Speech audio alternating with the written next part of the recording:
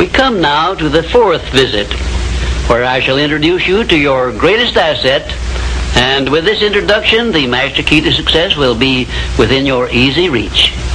I say this is your greatest asset because it is the fourth of the 17 success principles with which you may tap and draw upon the supreme power which created you and runs this entire universe. The name of this principle is Applied Faith, and I want you to remember it is not something I am bringing to you, but it is something you already possess, although you may not have made use of it in the past. And now let me tell you what applied faith is and what you can do with it. Applied faith is the mental attitude wherein you may clear your mind of all fears and doubts and direct it to the attainment of whatever you desire in life. In our first visit, I told you that you and I and every person were blessed with the privilege of complete control over but one thing, and that is the exclusive right to take possession of our own minds and direct them to the attainment of whatever we desire in life. Applied faith is a mental attitude we must cultivate and maintain before we can take complete possession of our minds.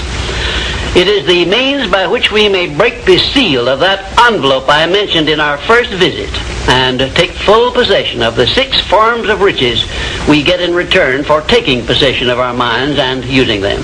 Those 6 riches were, as you may remember, sound health, peace of mind, a labor of love of your own choice, freedom from fear and worry, a positive mental attitude, and material riches of your own choice and quantity.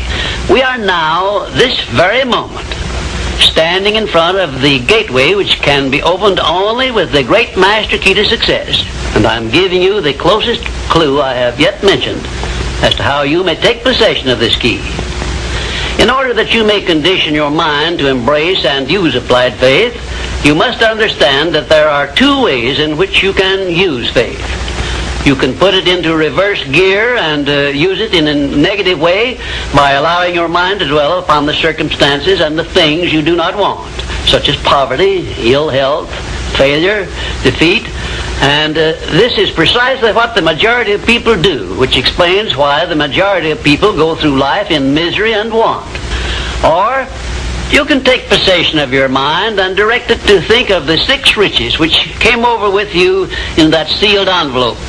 And you will attract these riches to bless and serve you all through your life. Isn't it a strange fact that most people make a negative application of their great power of faith by thinking about and believing in poverty, ill health, fear, failure, and defeat, when it would be so easy for them just to change their thinking over to the circumstances and things they desire? Now let me give you a description of the one thing which represents the main difference between a successful person and a failure. Please listen carefully and think for yourself as I speak, because failure to recognize the truth I am about to give you is the starting point of most failures. Successful people in all occupations, all professions, and all callings have one trait which distinguishes them from the failures. It is their capacity for belief. The failures see the hole in the donut, but do not see the donut around the hole. The successes see the hole also, but they see the donut around the hole. Thomas A. Edison believed that he could perfect an incandescent electric lamp, and despite the fact that he failed over 10,000 times before he was crowned with success, he made his belief uncover the secret for which he was searching. Give one guess as to how many times the average person must fail before he quits. Fails because of the lack of capacity for belief. How many times can you meet with defeat before you give up the ghost and quit? Henry Ford believed he could build a self-propelled vehicle which would take the place of the horse and buggy. And despite the ridicule of relatives and neighbors and the lack of finances, he transmuted his belief into an industrial empire which changed the entire American way of life. Mind you, Ford did this with very little education and no operating capital to begin with. Right here, let me ask you a question which may well change your entire life.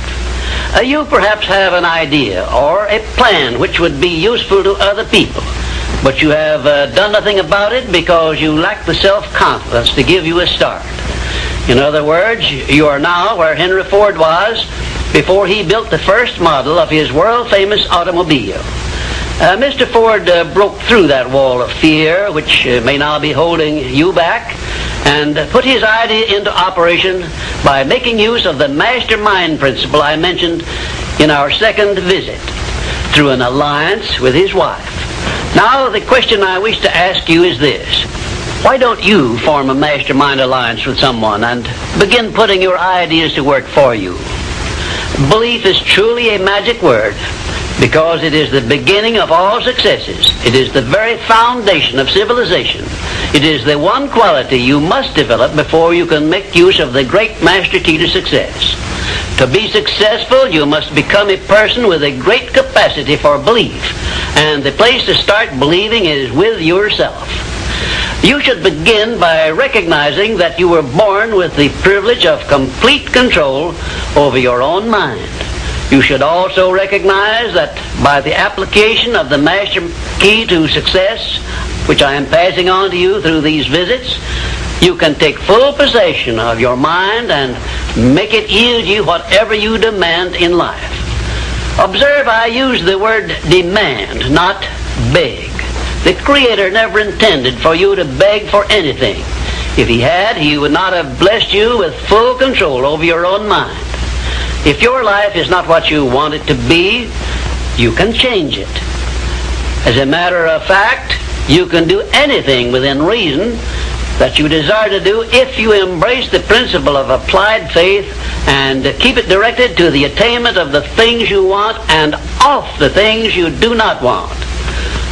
I should know what I'm talking about because I was handicapped at birth by the 4 horsemen which keep most people in bondage all the days of their lives: poverty, fear, illiteracy, and superstition.